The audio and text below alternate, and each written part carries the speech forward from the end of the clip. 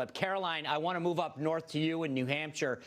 You're running in a very crowded primary against 5 other Republican candidates against incumbent Chris Pappas right now. If you'd won, you'd be 25 years old when taking office. One of the candidates you're running against in the Republican primary, Matt Mowers, he's been on the show before. He was the nominee last time, was in the Trump State Department. Another candidate is the wife of former Senator Scott Brown. So at 25 years old, that's when you would be elected. What sets you apart from these other candidates?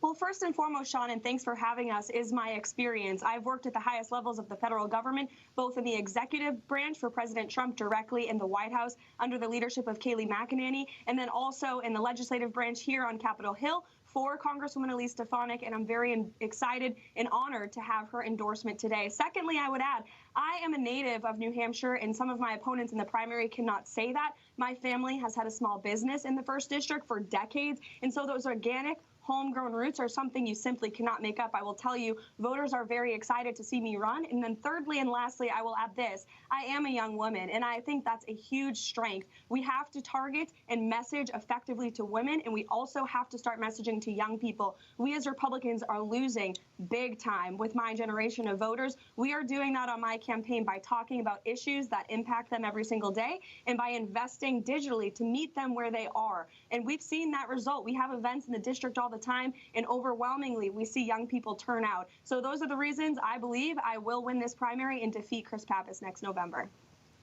All right. Lisa, I want to get to you real quick, but Congresswoman Stefanik, I got to ask you real quick 2 things. One, is this the first candidate that has ever worked for you that is running for Congress? And 2, you were the youngest woman when you first ran and got elected. Did that have something to do with why you're supporting Karoline?